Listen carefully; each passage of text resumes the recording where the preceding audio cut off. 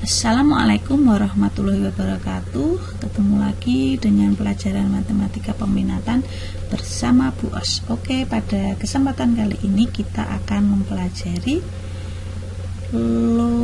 logaritma. Jadi kita akan mempelajari logaritma, yaitu subbab kedua setelah eksponen atau perpangkatan di KD 3.1. Nah, kita di sini akan belajar dasarnya dulu karena segala sesuatu dimulai dari dasarnya. Kalau dasarnya tidak bisa, maka kalian selanjutnya akan kesulitan. Oke, kita mulai.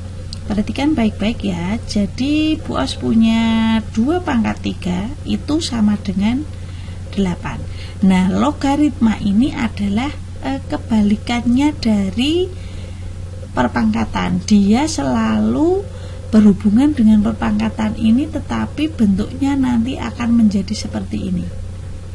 Jadi begini, kalau ditulis dia akan menjadi 2 logaritma 8, itu hasilnya adalah 3.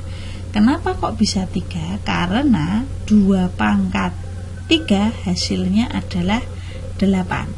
Lagi, misalkan Bu Os punya 3 pangkat 2, hasilnya berapa? Oke, hasilnya adalah 9. Maka ini kalau ditulis dalam bentuk logaritma akan menjadi 3 logaritma 9, hasilnya adalah 2. Paham? 5 pangkat 3 hasilnya berapa? 5 kali 5 kali 5 adalah 125. Maka ketika ditulis dalam bentuk logaritma, dia akan menjadi 5 logaritma 125, hasilnya adalah 3. Oke ya, paham ya? Lagi misalkan 2 pangkat negatif 2, ini hasilnya berapa? Jadi 1/2 pangkat 2 atau sama dengan 1/4. Maka kalau ditulis dalam bentuk logaritma akan menjadi 2 logaritma 1/4. Apa yang sudah diberikan ini, maka dapat kita simpulkan bahwa ketika ada A pangkat N itu hasilnya adalah B. Oke ya, ini maka dia bentuk logaritmanya menjadi A logaritma B itu sama dengan N. Nah, seperti ini. Ini adalah bentuk umum dari logaritma. Oke, kalau sekarang Bu Os punya 2 log 4, maka ini hasilnya pasti 2. Kenapa? Karena 2 log 4 itu kan 2 pangkat 2. Nah, maka hasilnya adalah 2. Ini adalah hasilnya. Atau kalau dibuat bilangan berpangkat, maka 2 pangkat 2 itu sama dengan 4. Maka seperti tadi, 2 log 4 hasilnya adalah 2. Oke ya. Lanjut, misalkan 3 log 27, maka ini menjadi 3 logaritma 3 pangkat 3. Maka hasilnya adalah 3. Hasilnya adalah ini. Oke ya, paham ya?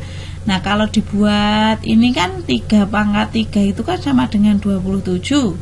Sama seperti tadi, maka 3 log 27 itu hasilnya adalah 3.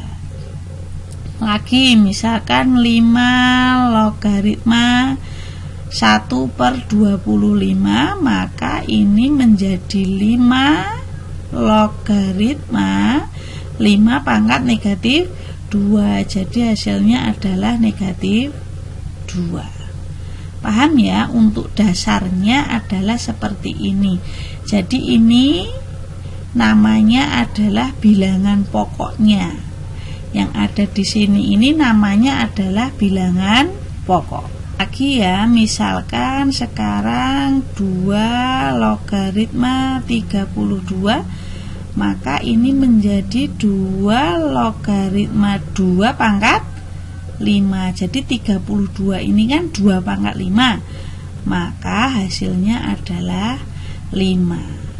Nah, dari apa yang sudah kita pelajari ini, perhatikan, pasti ini dengan ini kan sama, maka dapat ditarik kesimpulan sifat yang pertama, jika A log A pangkat N, maka hasilnya adalah N.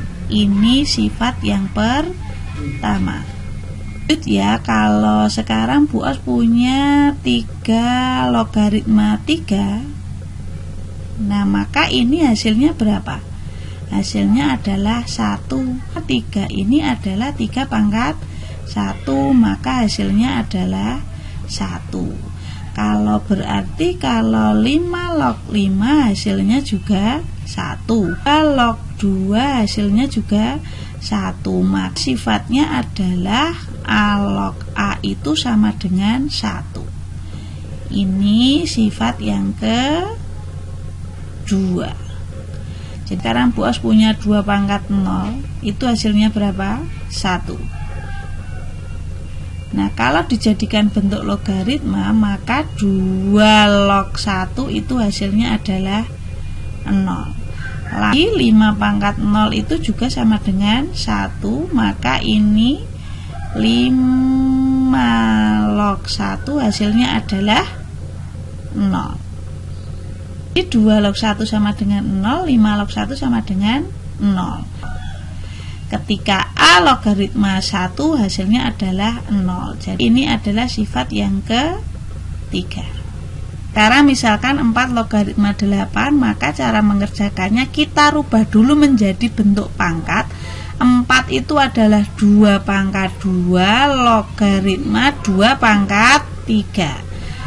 Maka hasilnya adalah, perhatikan, ini dibagi yang ini, itu 3/2. Lagi misalkan 25 log 5 ini. Sekarang misalkan 25 log 5 ini menjadi 5 pangkat 2 logaritma 5 pangkat 1, maka hasilnya 1 dibagi dengan 2. Kan Bu Os punya 8 log 1/2, maka ini menjadi 2 pangkat 3 logaritma 2 pangkat negatif 1. Jadi hasilnya adalah negatif 1 dibagi 3 ini. Oke ya. Dengan begitu, maka ketika ada A pangkat N log A pangkat M, maka hasilnya adalah M dibagi N. Ini adalah sifat yang keempat. Sudah ada 4 sifat yang kita pelajari pada hari ini, yaitu dasar dari logaritma dulu. Jadi pada pertemuan kali ini kita sudah mempelajari 4 sifat dasar dari logaritma. Semoga kalian bisa memahami. Terima kasih.